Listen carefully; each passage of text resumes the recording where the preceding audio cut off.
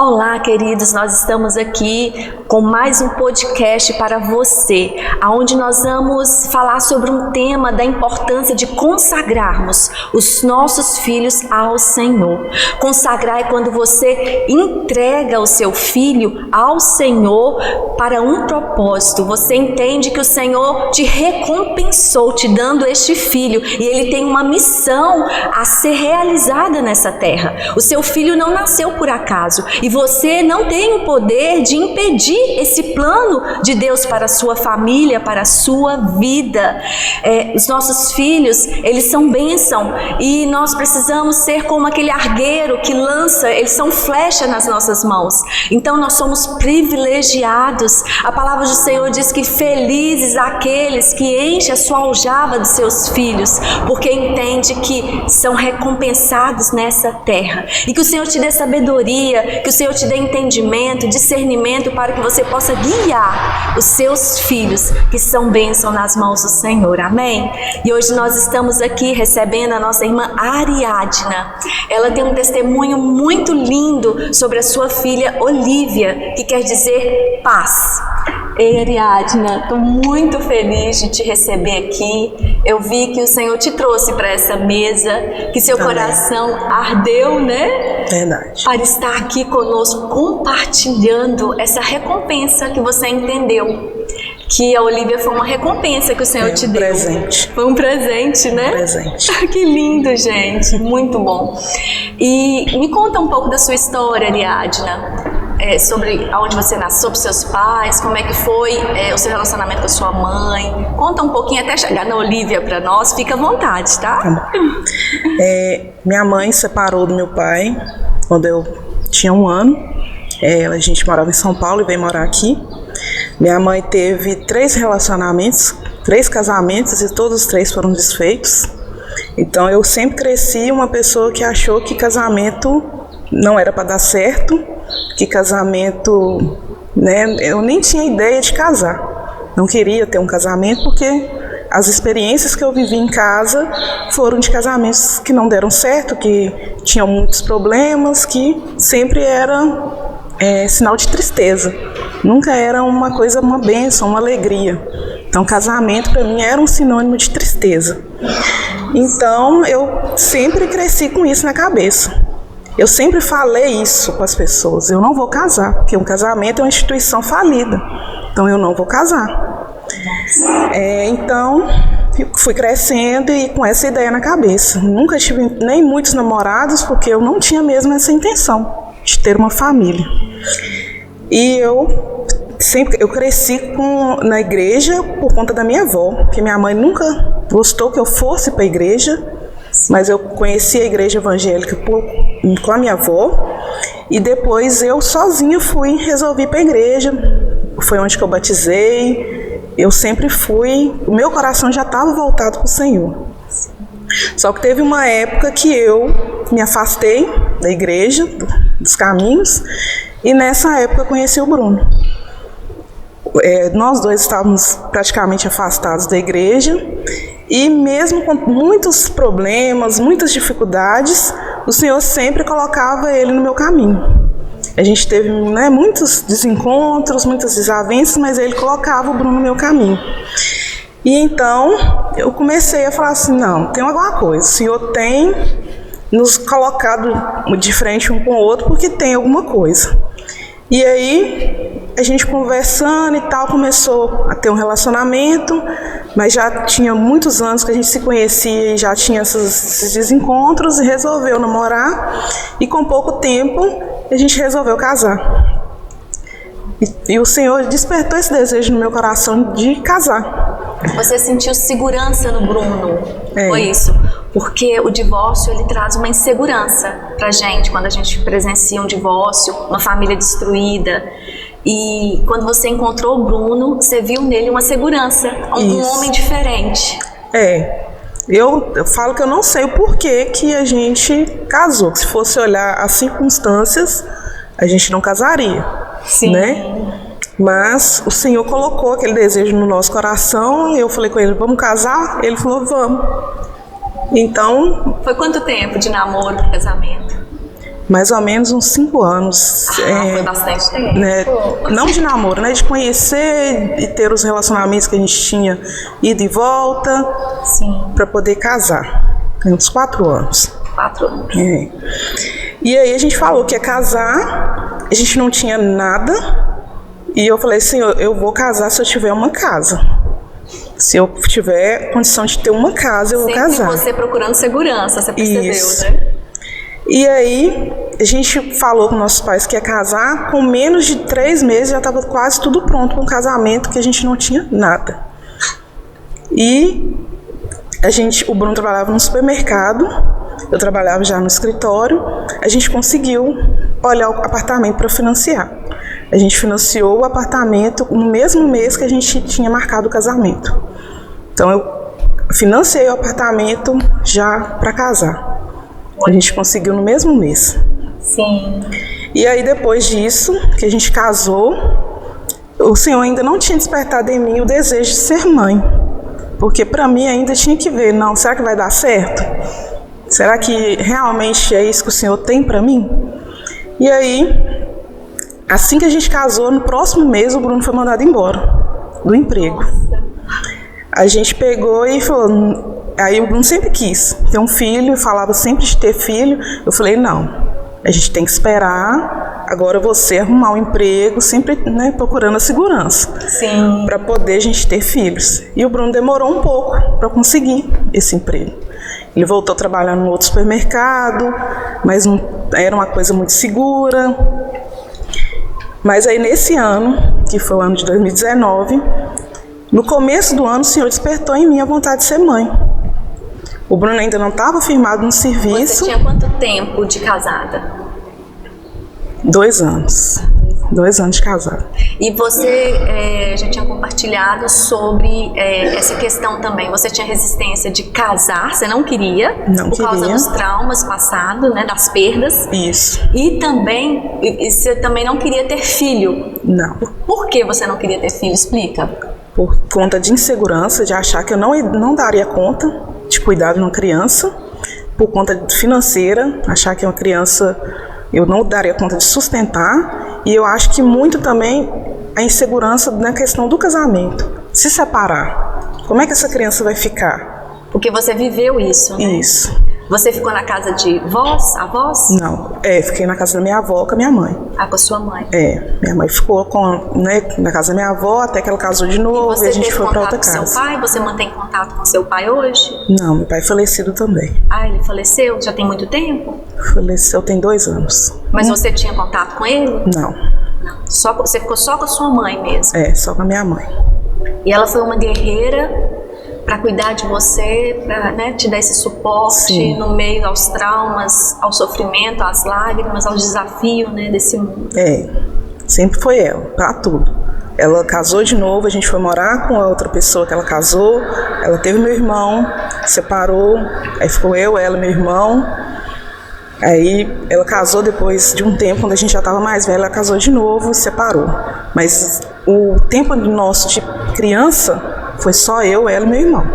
Ela para tudo, ela que trabalhava, ela que sustentava, ela dava mesmo sangue por nós. Nossa, a gente era muito ligada a ela. Você viu ela tentando 3 casamentos, 3 vezes? 3 vezes. Nossa, sua mente, as suas emoções, não teria como você acreditar no casamento. Né? Então eu imaginava sempre isso. Se separar, como que vai ficar a criança? Isso. Porque eu fui uma criança que não tive esse apoio de pai. Sim. Meu irmão foi uma criança que não teve apoio de pai. Então, e aí, meu filho, como que ficaria nessa situação? Sim, com certeza.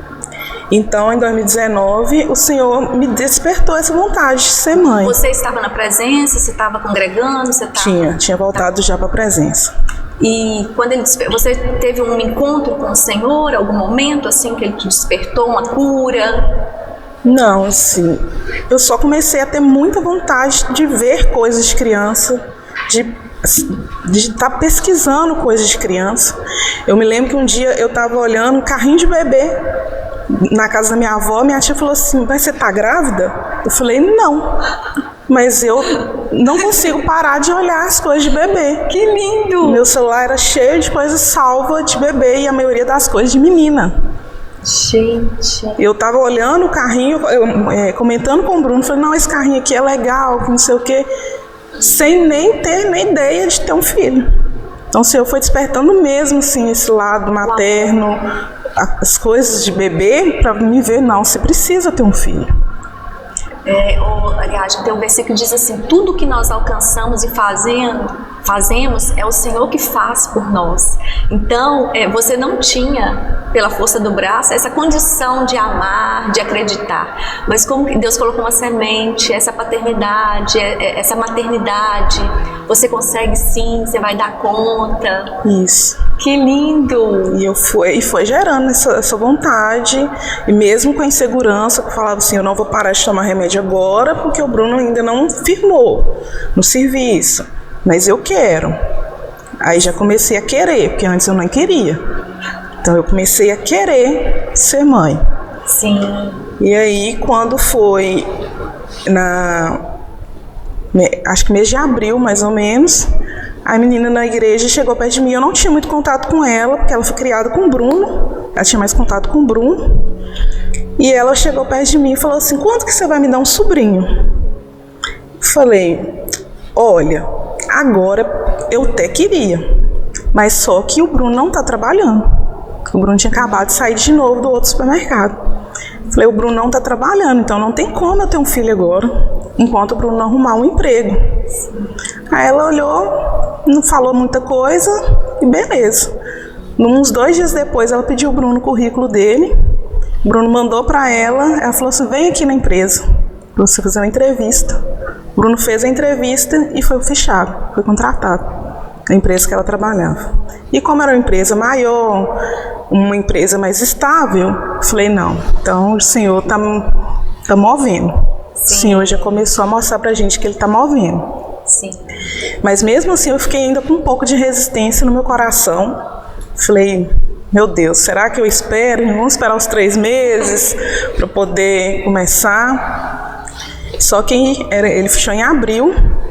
No final de maio para junho eu tinha que tomar o remédio, né? Meu remédio tinha acabado. Eu falei, eu não vou comprar mais.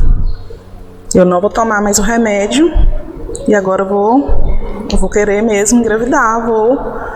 Vou esperar ver o que o Senhor tem pra gente. Você achando ainda que tinha poder, né? Tipo assim, né? Até aqui eu não quero, agora eu quero. Eu podia escolher, né? A hora. A hora que Deus queria mandar, né? Isso. Incrível, né? E aí, eu parei, né, no começo de junho, aí fiquei junho, julho, agosto. E minha mãe sempre foi uma pessoa muito abafada, muito ansiosa, e ela sempre falou, né, queria um neto. E eu tinha parado de tomar o remédio em 3 meses, e nada de engravidar. Ela falou, não, marca o médico porque não tá certo. Todo mundo que para de tomar remédio engravida no outro mês. Falei, mãe, mas né, o remédio custa sair do organismo e tal. Não, pode marcar um médico. E aí eu marquei o médico para outubro, que eu ia estar de férias. 5 anos, 4 anos tomando? O remédio. Praticamente 4 anos. Eu falei, mãe, aí eu marquei o médico para outubro, que seria minhas férias. Aí fomos, eu e o Bruno na médica. Ela falou assim, olha, Ariadne, demora 1 ano, mais ou menos, para poder o remédio sair do organismo. Mas como você já está aqui, eu vou te passar os exames, você faz os exames que você fica mais tranquila. E ela me passou muitos exames, ultrassom, tudo, e falou com o Bruno, olha, eu vou te passar o exame também. Você faz, né, se você quiser ou não, mas é bom que o homem também faça os exames. Porque se o problema não for na mulher e for no homem, já identifica e olha o que se pode fazer. Eu fiz todos os exames, deu tudo bem, graças a Deus. E o Bruno fez o exame dele. Quando o Bruno fez o exame, que chegou o resultado era péssimo. Tem uma margem lá no exame do espermograma que para ser ruim o exame, ele tem que ser acima de 2%. O do Bruno era 0%.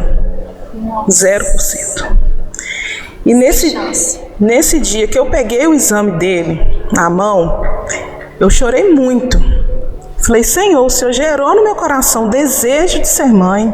E eu falava assim com o Senhor no quarto. Falei, Senhor, gerou o desejo no meu coração de ser mãe. Agora que eu quero muito ter um filho, eu não vou conseguir. Porque meu marido não pode ter filho. E aí eu, desabafando com a minha mãe, ela falou assim, vamos marcar um médico para ele, para ver o que é, mas não preocupa, porque nem que seja um filho adotado, ele vai ser seu.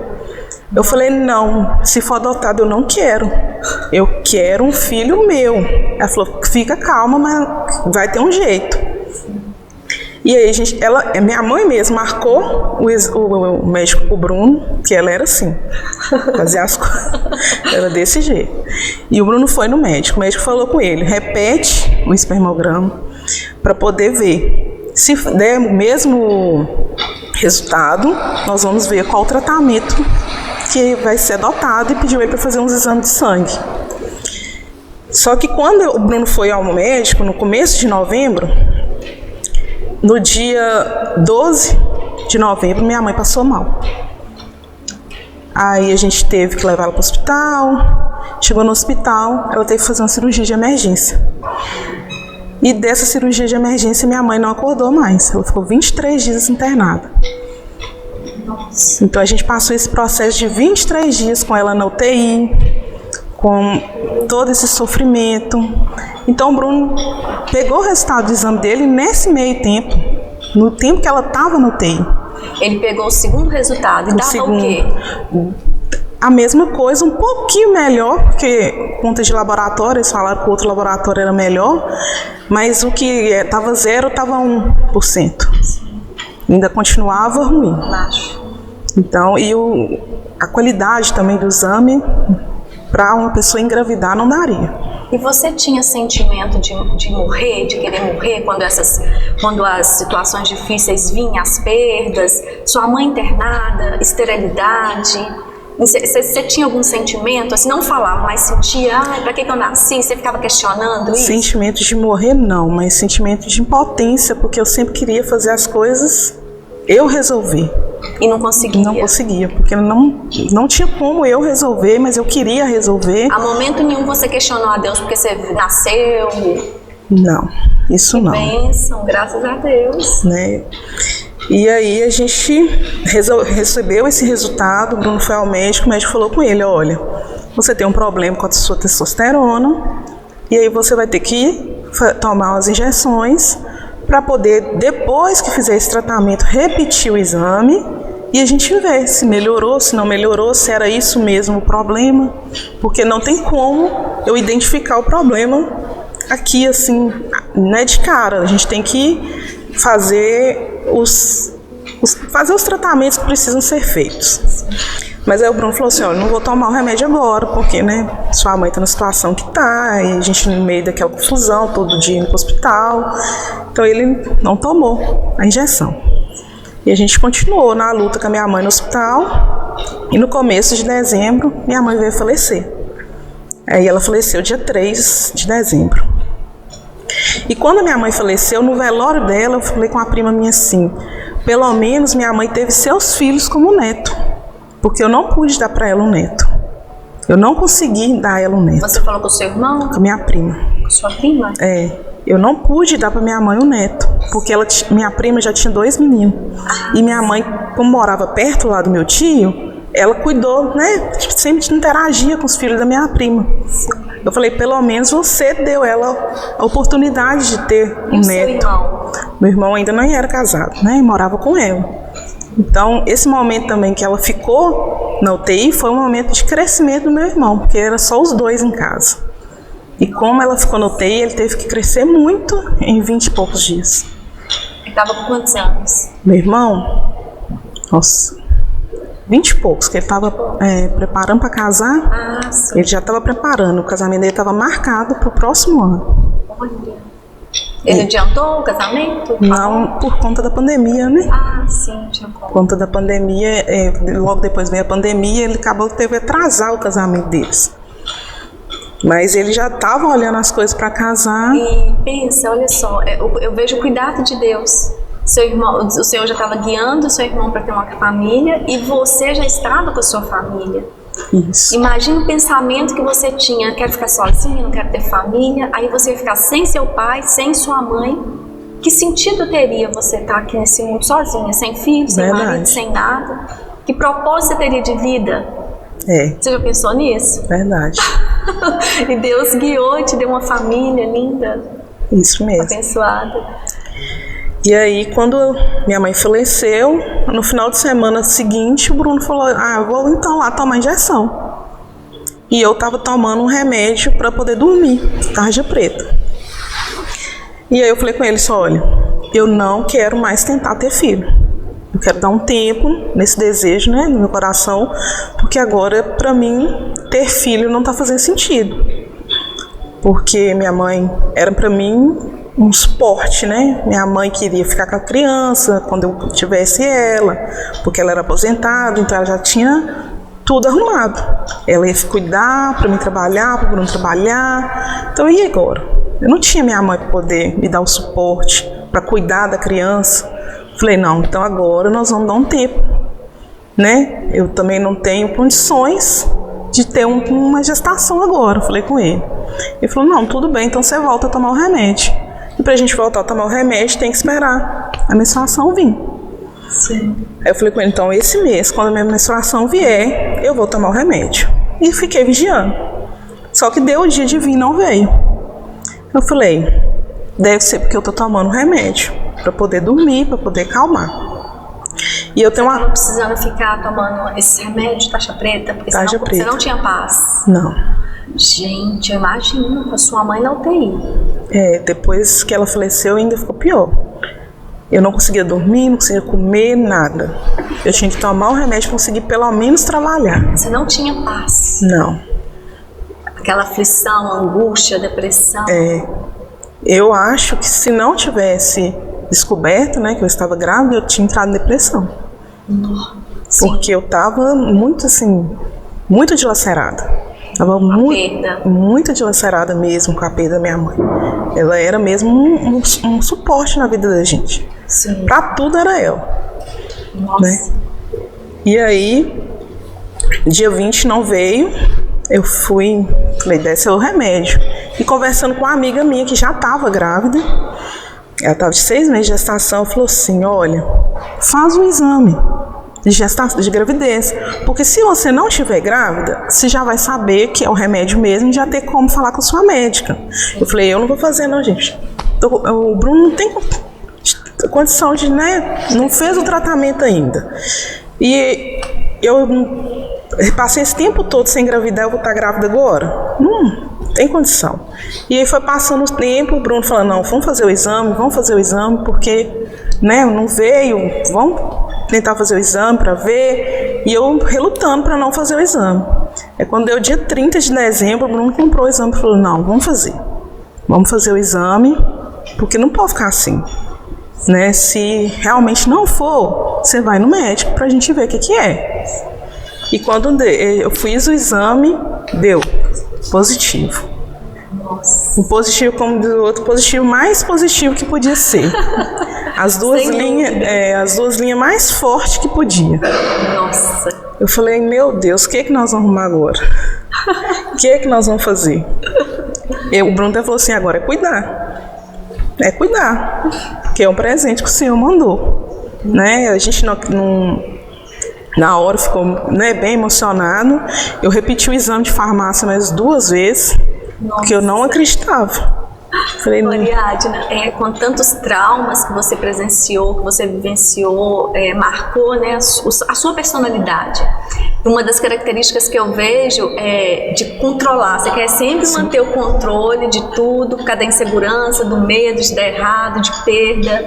E quando o filho veio de uma maneira Deus enviou para quebrar essa fortaleza, para começar a te moldar, você entendeu? Que a gente não Isso. tem controle. Porque não foi no meu tempo, foi quando eu queria. Foi Mas quando... até criar um filho, a gente tem que aprender tanta coisa, a gente vai Foi pular. no tempo dele, foi no tempo do Senhor. Que... Mas você entendeu que até ter um filho foi um desafio para você? É uma alma pensante, totalmente diferente, que você não tem como controlar, a gente cuida, mas muitas coisas saem fora do nosso controle, você concorda? Verdade. E Deus trabalhando a sua personalidade com ela. Né? Tratando da gente, né? Isso. Mas aí eu passei a gestação, alguns altos e baixos. No começo da gestação eu tive que usar medicamento para poder não perder ela. Aquela injeção? Não, no colo do útero, um comprimido que põe no colo do útero. Nossa. Eu tive hematomas, né? Então. Você colocava uma vez na semana ou todo dia? Todo dia. Todo dia? Você 30 tinha que ir no dias. hospital? Não, a gente mesmo coloca em casa. Tá. Passei 30 dias usando medicamento, repeti o exame, a médica falou: não, o hematoma ainda está aberto, você vai ter que afastar. Aí fiquei 2 meses em casa sem poder fazer nada, para poder segurar. Aí depois, graças a Deus, esse hematoma melhorou, mas eu tive problemas com pressão alta, com glicose. Então a minha gestação foi muito altos e baixos. Então assim, o tempo todo o Senhor me mostrando que era dele, era a promessa dele e que ia dar certo. Mas que tinha muita coisa que forçava a Olivia não nascer. Sim. Então a gente sabia que tinha uma força que não queria que ela nascesse. Porque o tanto de coisa que aconteceu durante a gestação dela, a gente sentia isso. Então a gente passou a gestação dela, nós, a minha sogra, em oração. Sim. Sempre consagrando ela desde do ventre, porque a gente sentia que tinha alguma coisa que não... espiritual, e tinha mesmo, que impedia ela de nascer. O divórcio, ele abre uma esterilidade, sabe? É uma quebra, é um rompimento, é uma divisão. Ele abre. Eu tenho divórcio na família e eu passei esse processo, Sil. É uma força tão grande que se Deus não entrar e vir mesmo com vida soprando e curando a nossa terra, o nosso útero, a nossa fertilidade, voltar natural, só Deus pode fazer. Verdade. Eu também tenho essa esterilidade na família, né? E eu vejo isso vindo sobre você. Você sentiu que seria uma guerra mesmo espiritual. Isso. Para sua família romper. Isso. Não. E quando a Olivia nasceu, com 3 dias que a gente estava no hospital, a médica falou que ela tinha uma paralisia facial. Nossa. E nenhum médico entendia por que ela nasceu daquela forma. Por que ela era daquele jeito? Ela tinha paralisia facial de um lado da face. O médico neurologista que olhou ela falou assim: eu nunca vi isso acontecer. Eu nunca presenciei isso no tempo todo que eu sou médico. Que o normal é acontecer depois do nascimento. Mas congênito, que ela já apresentou na hora do nascimento, eu nunca vi acontecer. E a gente passou muito aperto com ela no hospital, que o médico achava que podia ser algum problema neurológico, fez tomografia nela com 3 dias de vida. Então a gente passou muito aperto com ela no hospital. E aí quando a gente teve alta e foi para casa, o pastor foi orar por ela, né, por conta desse problema que ela apresentou. E o pastor falou: é espiritual. Nossa. O problema que a Olivia apresentou é espiritual, mas o Senhor já está quebrando essa maldição na vida dela. E realmente, se a gente não falar, ninguém percebe que ela tem um pouco ainda da sequela da paralisia. Ela tem ainda? Tem um pouco. Nossa, Ariadna, não parece. Parece que ela é perfeitinha assim, né? Não dá para identificar. Então foi mesmo uma coisa que o inimigo queria tirar a graça da gente ter tido ela. A vitória, né? Questionar por quê. Isso. Nossa. E aí teve um pessoal da igreja que foi em casa para poder orar. A gente também não tinha muito contato com o pessoal. E a mulher viu minha sogra na rua e falou assim: eu tô querendo ir lá orar pra sua nora, eu posso ir lá? Aí minha sogra falou assim: eu vou perguntar a ela, né? Porque tá na época da pandemia. Eu falei: não pode. Falei com a minha sogra: não, pode vir sim. E aí eles chegaram lá em casa, 2 casais, E aí dos rapazes falou assim, olha, eu tenho uma passagem para ler para você. E aí ele leu a passagem falando sobre paz, a paz que excede todo entendimento. Aí ele falou, você sabe por que eu li essa passagem? Eu falei, não, eu não sei. Ele falou assim, você sabe o que significa o nome da Olívia? Eu falei, na internet, quando a gente pesquisou que o Senhor já tinha gerado o nome dela antes mesmo de eu querer engravidar, né, na época que ele gerou o desejo no meu coração de ser mãe, ele já me deu o nome da Olívia. Sim. Eu falei, quando eu pesquisei, só estava escrito que significava azeitona. Não tinha outro significado na internet. Aí o Bruno até brincava que era a azeitoninha do papai. Aí ele falou assim, não, o significado do nome da Olívia é aquela que veio para trazer paz. Nossa. Ela veio para te trazer paz. O pastor falou com você na sua casa. O diácono da igreja. Que você viveu.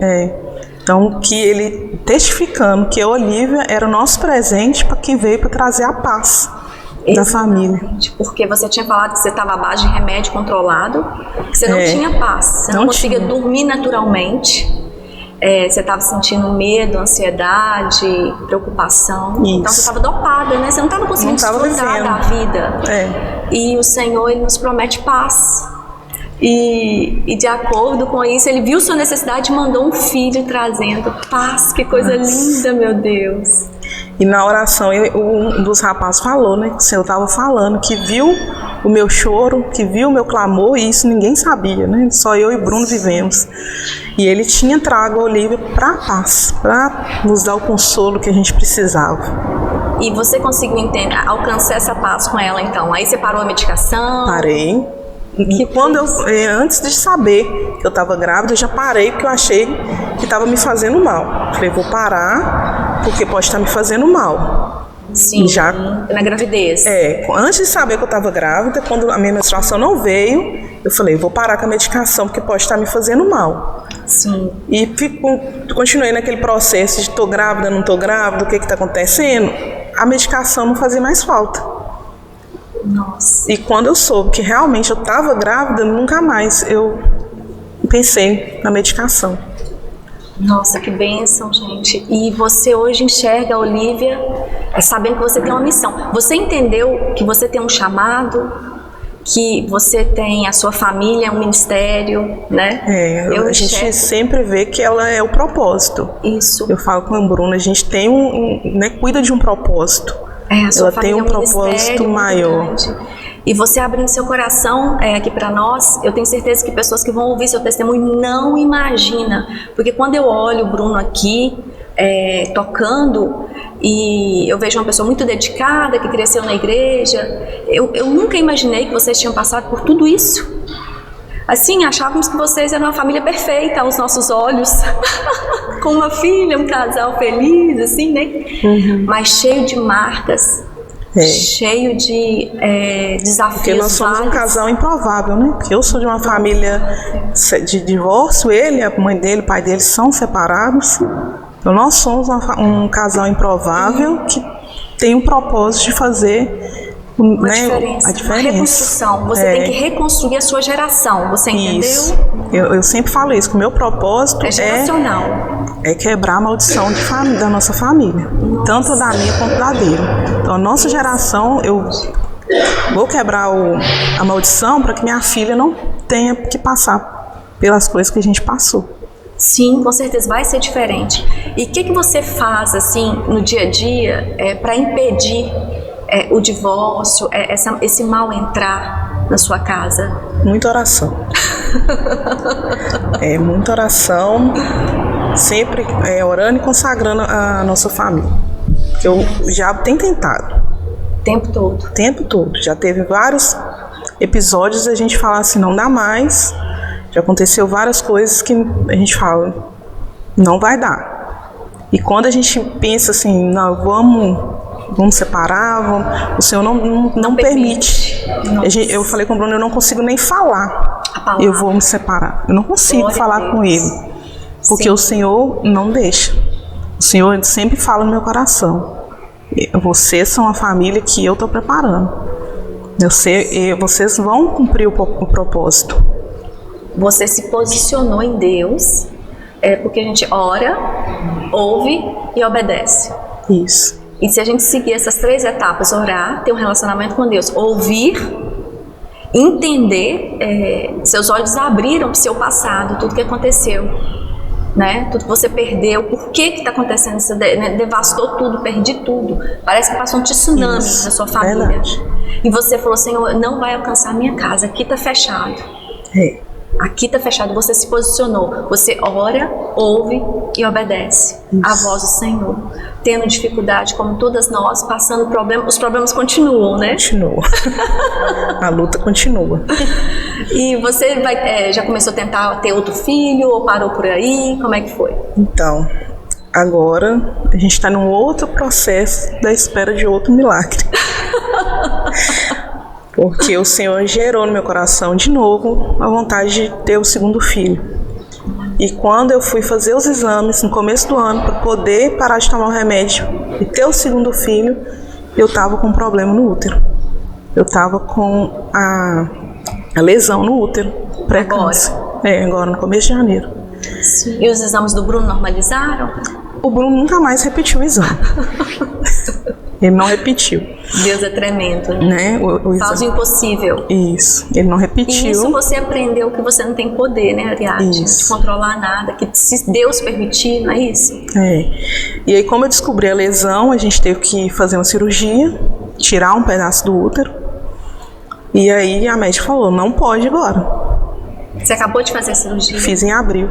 Em abril desse ano. Então ela falou, tem que esperar 2 anos para poder fazer o acompanhamento, para ver se não vai evoluir a doença, para o colo do útero se recuperar. Então isso é uma coisa que eu achava que era para agora, que ele gerou no meu coração o desejo, né? Ele me deu até um nome, mas ele falou, não é o momento, né? Então eu tenho de novo que esperar o tempo do Senhor, não vai ser no meu tempo. Isso. E a gente encontra essa paternidade, esse pai que nós passamos a ter, né? Você não teve o pai terreno, mas hoje você tem um relacionamento com seu pai celestial, que te dá essa segurança, apesar das adversidades. E você sempre está entendendo que existe um tempo, um propósito. E assim você vai edificando a sua casa. É um tijolinho de cada vez. Se o Senhor quiser, se o Senhor me der, se eu tiver saúde, se for propósito do Senhor, é Ele que me dá o pão de cada dia. Não é isso? Isso. É Ele que vai fazer crescer a minha família, se não vai ficar nós. Mas nossa família vai ficar de pé. Sempre na dependência do Senhor. Quanto ensinamento, querida, eu vejo na sua família, na sua história. Eu estou assim impactada. Nunca imaginei que você passou por isso tudo. E hoje você está aqui na igreja conosco. E você está no Ministério Infantil, não é isso, Ariadne? E você compartilhou comigo que você não gostava de criança, de ser mãe, e que o Senhor gerou esse cuidar, que você passou até cuidar de bebê. Isso. Não é isso? Quando eu voltei para a igreja, eu não sabia muito qual ministério, né? Quando eu estava na outra igreja, qual ministério eu iria, para qual ministério eu iria. Eu falei, Senhor, eu estou aqui. Então, o que tiver para trabalhar, eu vou trabalhar. E minha sogra conversou com a responsável pelo Ministério Infantil da outra igreja. Falou assim, minha nora está aqui na igreja agora e ela gosta de criança. Eu nunca tinha falado isso com a minha sogra. E ela falou, ela gosta de criança, né? Eu trabalhei nas outras igrejas com coreografia, mas nunca assim diretamente com as crianças. E aí a moça chegou perto de mim e falou assim, olha, a Margarete conversou comigo, você quer trabalhar no Ministério Infantil? Eu falei, quero. Eu falei, quero. Eu falei, então tá, então você vai começar a dar aula comigo na escolinha. E assim eu comecei a dar aula para as crianças. Ariadne, quando a gente não tem um pai terreno, a gente fica um pouco perdido no propósito de vida. Para que a gente foi formado para exercer, para cuidar profissionalmente dentro da igreja. E você, com essa paternidade em Deus, você encontrou o seu propósito de gerar, de cuidar de crianças, né? Isso. É o seu ministério. Eu vejo que você faz com muito amor, você procurou estudar, fez cursos, né? Sempre estou fazendo treinamento, buscando. Conta um pouquinho desse treinamento, porque você cuida do ministério infantil, de bebê, não é isso? Na outra, um ano? Na outra eu cuidava de maiorzinhos. Sim. Aí cheguei aqui, quando eu me dispus com a Marina para poder trabalhar no Ministério Infantil, ela falou assim, olha, eu tô precisando de ajuda nos bebês.